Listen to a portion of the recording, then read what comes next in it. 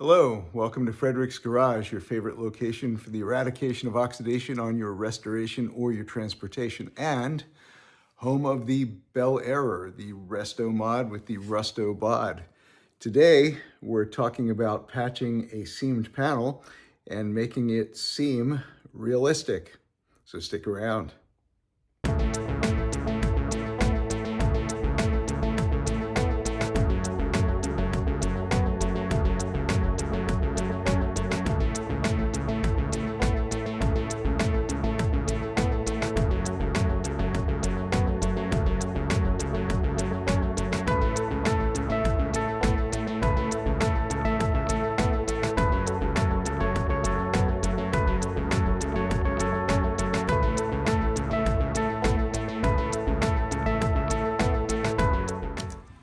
This is one of the trickier pieces I'm going to have to make for the lower portion of the inner fender well, in part because I want to mimic this folded edge, and also I need to have a flange that goes around here. This is just a placeholder piece.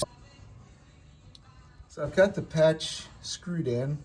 It's not too far off. Obviously I need to planish it, but I mean it fits pretty well top to bottom.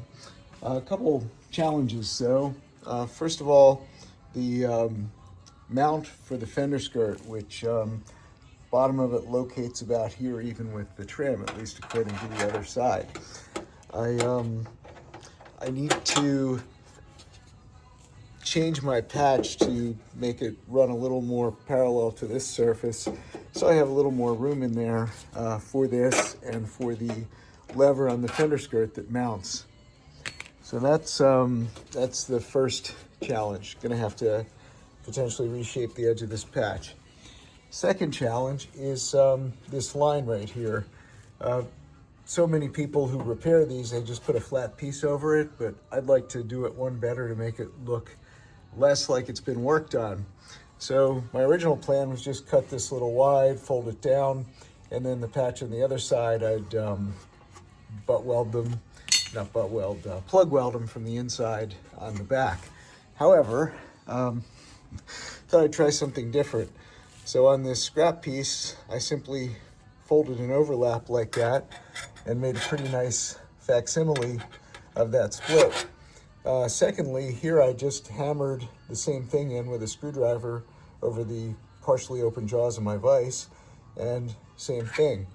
So what I'm thinking is pull this patch out and maybe just do a patch in the center, or maybe the patch that comes from here over to here, which includes this. Try and just hammer form it. That might be a little more proficient, in which case I'd either have a piece in the center with a seam here and a seam here, or I'd have a piece from here over with tying into this patch then somewhere over here. So what I think I'll do, aside from pulling this piece out and trying to reshape it a little bit, is I think I'll start trying to build the center section here and maybe this section over here, and see if that's not a little bit more of a proficient approach. The concern is if I spend all the time forming this and getting it just right, and if I get this wrong, there really isn't a whole lot going back. I'll have to remake the whole damn thing, as opposed to just having an extra seam or two. So let me try and figure that out. Always something, right? All right. So we've welded up this edge of the floor. We've drilled out where we're gonna do plug welds. Not sure why that popped loose before. We've cut off the old tang and welded on a new one. And let's see, yeah, everything's looking pretty good from this end. I'll probably pull this off next and see maybe about making the patch for here. Maybe I'll come all the way out to here, do the folded seam instead of the two-piece seam, and maybe put, run it out to here, and then I'll do the splice out this way. That would require a slightly smaller patch out here, might make it a little easier to form. Anyway, we'll see what's up. Let me keep on this. So I've got this patch pretty close with a combination of using snips, grindstone to fine tune the edges. I did cut it a little wrong right there. Not quite sure what I'm going to do about that. Maybe I'll just cut this little tang off and run a straight piece down. That that might be the most proficient, kind of kicking myself in the butt for missing that. Or maybe I weld something in off the car. Next thing to do though, I believe, is to mark this center here, put a split in the bottom, and try and fold this seam into this patch, which of course will shorten it probably by a ½ inch or more over here. But you know, so be it. If I was a little smarter, I would have made it longer to accommodate that.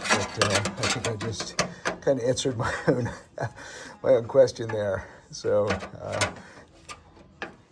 dedicated, committed, I am. Smart, not necessarily. So anyway, let's keep going, see what we end up with. Hope something beautiful will grow.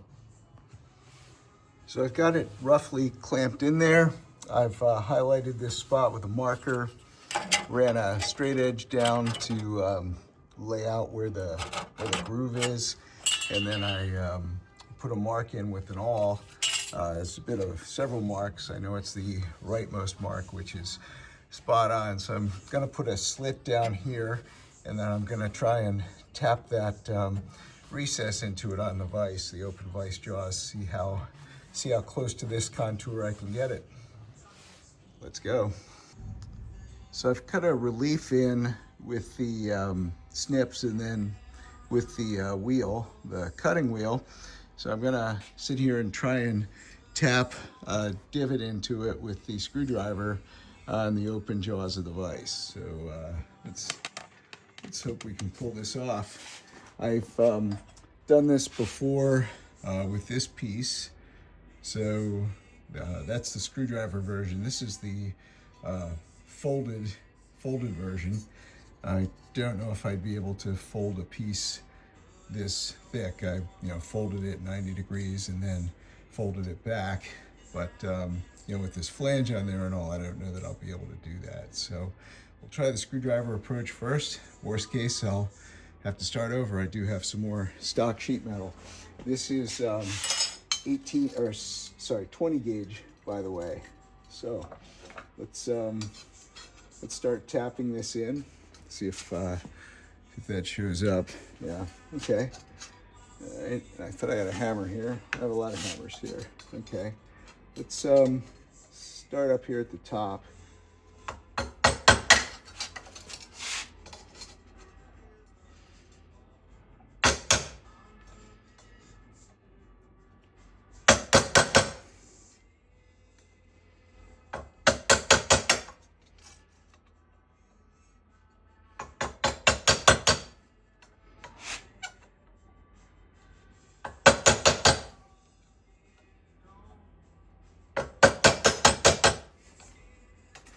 Okay, we've got it started. Let's maybe open this up a little bit.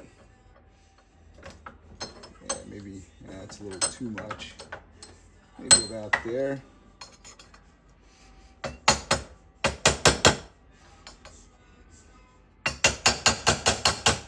With these Craftsman screwdrivers, these things have been through hell, and they keep coming back for more. Yep, get a little more down there.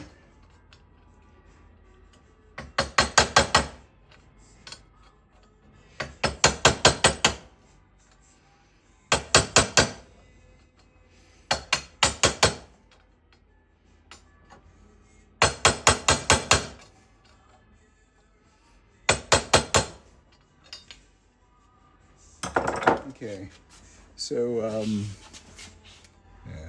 So that's what we're starting to look like. Obviously, have to go a little deeper and then curl it back so I get the proper curve here, sort of a gentle 90 degree. So let's go a little deeper with that. I don't know if I want to use a wider screwdriver. Yeah, this one might be a little wider. Let's try that.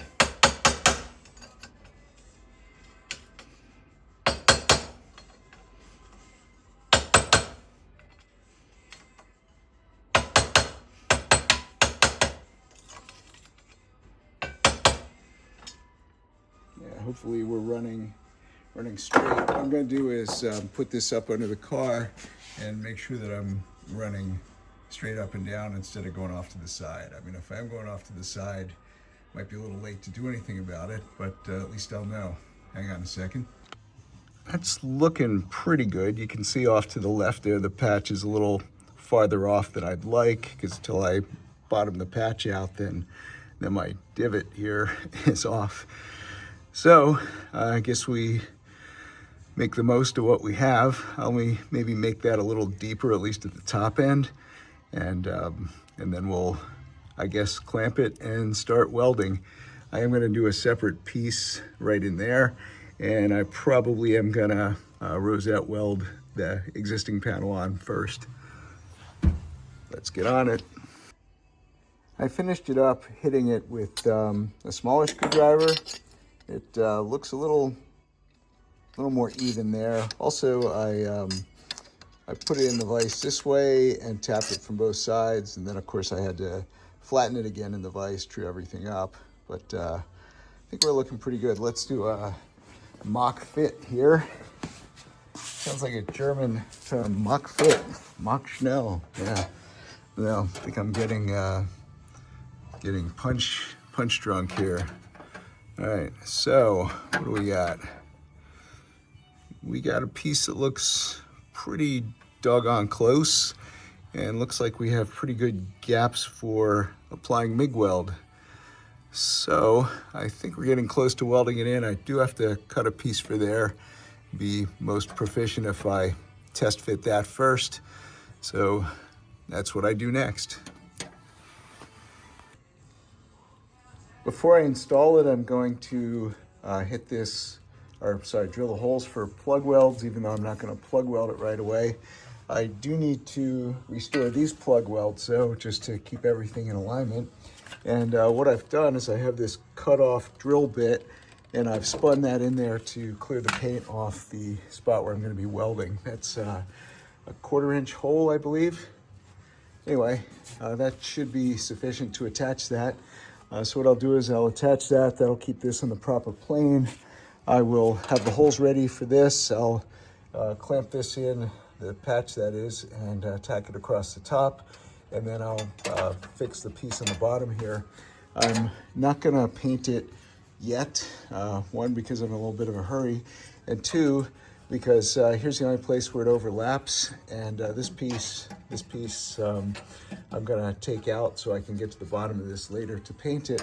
And if this is loose with respect to there and I haven't plug welded yet, I will be able to push some paint in underneath from behind. So I am concerned with painting the weldable surfaces, but not so much that I'm gonna slow down my progress at this juncture. All right, let me make these plug weld holes, and then we're one step closer to welding this boy in. I think we've had a pretty successful first pass, so time to grind things down. Of course, I haven't tacked in here yet. What I'm gonna do is take the quarter panel off and weld that from the inside where it wraps around. That way I can grind it from here and it'll look, excuse the pun, seamless. So anyway, not my best welding job, but the edge of the green here was a little bit thin because I did have to cut an earlier patch off, so I did thin out the metal a little bit. But pretty happy with that fake seam there. I'll take that. Well, here's what it looks like after initial grinding and a couple touch-up welds. I still haven't welded in the center there because I'm going to do that from behind when I take the quarter off again. I think what I'm going to do is continue to fit this corner piece in while the quarter panel, I said fender, quarter panel is still on, and try and get that a little closer, in which case I'll probably weld both pieces on and weld this from the inside. So, so far so good.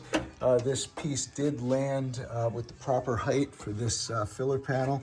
You can see it reflects where we had marked it with the marker. So this piece might actually go out a little more, might come back a little bit, but it's not gonna go up or down. This is a nice fit right here. This this side of the wheel well is spot welded to the brace, the inner quarter panel brace, the vertical brace where the window channel is, the window regulator and all. And it's actually pulled in where it was welded. So that's why it's a little wonky through here. So what I'll probably do is dimple this in to not only match that, but also to plug weld it to the tang that I created for it, the tang that was kind of rotted off and falling off. So one thing I had forgotten to do was put a plug weld hole there for that, but since it's not touching, I think I can drill that after the fact and get that plug welded. So one step at a time. This piece here is going to be an easy fix, I believe, but I'm not going to put that in until such time as I'm ready to plug weld this edge too. So all in good time.